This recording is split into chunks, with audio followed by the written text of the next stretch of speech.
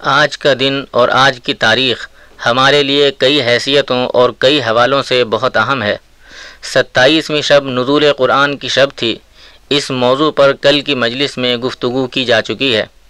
سیاسی طور پر ہمارے لیے اس تاریخ کی اس لیے اہمیت ہے کہ طویل دور غلامی کے بعد 14 اگست سن 1947 کو جب ہمیں آزادی ملی، ہماری عظمت رفتہ کسی نہ کسی حد تک بحال ہوئی اور دنیا کے نقشے پر ایک عظیم اسلامی ریاست کا نقش ابھرا جسے اسلامیہ ہند نے پاکستان کا نام دیا۔ اس روز ہجری کیلنڈر کے حساب سے 27 رمضان تھی۔ بر صغیر ہند میں 1000 برس سے زیادہ تک حکومت کرنے کے بعد جب سن 1707 عیسوی میں اورنگزیب عالمگیر کا انتقال ہوا تو اسی وقت سے مسلمانوں کا انحطاط شروع ہو گیا، اور پھر جب سن 1757 عیسوی میں پہلی بار ایک مسلمان حکمران کو جنگ پلاسی میں غیر ملکی تاجروں کے ہاتھوں شکست کا سامنا کرنا پڑا، جس کے نتیجے میں بنگال میں نواب سراج الدولہ کی عملداری ختم ہو گئی اور ایسٹ انڈیا کمپنی حکمران بن بیٹھی، تو مسلمانان ہند مکمل دور غلامی کے اندر مبتلا ہو گئے، اور سن 1857 عیسوی میں سرزمین ہند کلی طور پر برطانوی حکومت کے زیر نگیں آ گیا۔ مسلمانوں پر سن 1857 کی ناکامی کے نہایت سنگین نتائج مرتب ہوئے۔ ان کی سیاسی حیثیت تبدیل ہو گئی، وہ حاکم سے محکوم بن گئے، اور دوسری طرف ان پر قابض ہونے والی قوم اور حکومت نے انہیں معاشی اور اقتصادی طور پر مفلوج کرنے کا منصوبہ بنا لیا، اور انہوں نے اس پر پوری طرح عمل بھی کیا۔ نصف صدی کی تاریکی کے بعد امید کی کرن پھوٹی، مسلمانوں نے سیاسی جد و جہد کا آغاز کیا اور سن 1906 میں مسلم لیگ کی بنیاد پڑی۔ سن 1930 میں مسلم زعماء نے تقسیم ہند کی تجویز پیش کی۔ قائد اعظم محمد علی جناح رحمۃ اللہ علیہ نے اپنی سیاسی بصیرت سے مسلمانان ہند کو ذہنی طور پر آمادہ کیا کہ وہ متحد ہو کر تقسیم ہند کا مطالبہ کریں۔ بالآخر سن 1940 میں اجلاس لاہور کے موقع پر قرارداد پاکستان پیش کی گئی۔ یہاں سے تحریک آزادی نے ایک نیا رخ اختیار کیا۔ خیبر سے لے کر آسام تک سب مسلمان قائد اعظم کی زیر قیادت جمع ہو گئے۔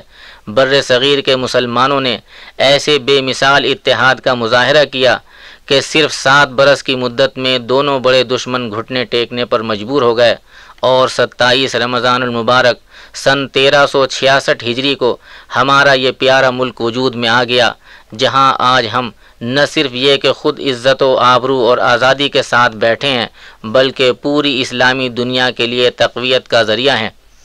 آج کے حوالے سے ایک اور واقعے کا ذکر کرنا مناسب ہوگا، ایسا واقعہ جس نے نہ صرف تاریخ اسلام بلکہ پوری تاریخ عالم کا رخ موڑ دیا۔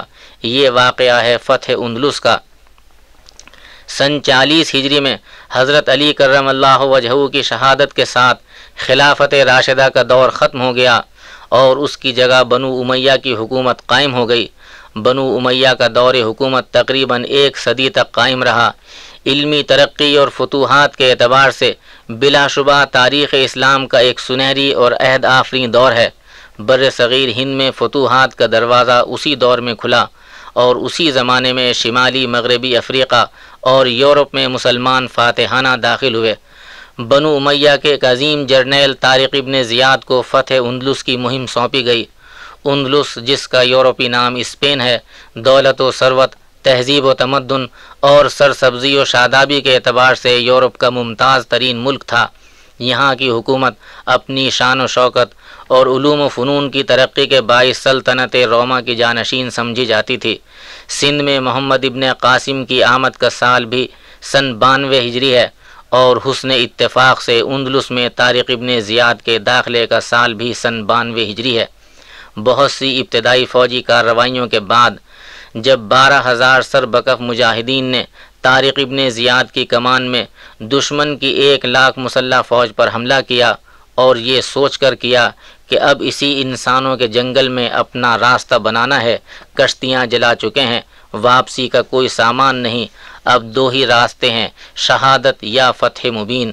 اس روز رمضان المبارک کی 27 تاریخ تھی۔ یہ لڑائی 27 رمضان سے 5 شوال تک جاری رہی، اور اس جنگ کا فیصلہ طارق ابن زیاد کی فیصلہ کن تلوار ہی سے ہوا۔ 3000 مجاہدوں نے جام شہادت نوش کیا، مگر پورے اندلس کی فتح یابی کا راستہ ہموار کر دیا اور بالآخر اندلس کے ایک ایک شہر پر اسلامی پرچم لہرایا۔ This program is the sole property of Central Productions, Pakistan Broadcasting Corporation, Islamabad. Piracy in this regard is illegal.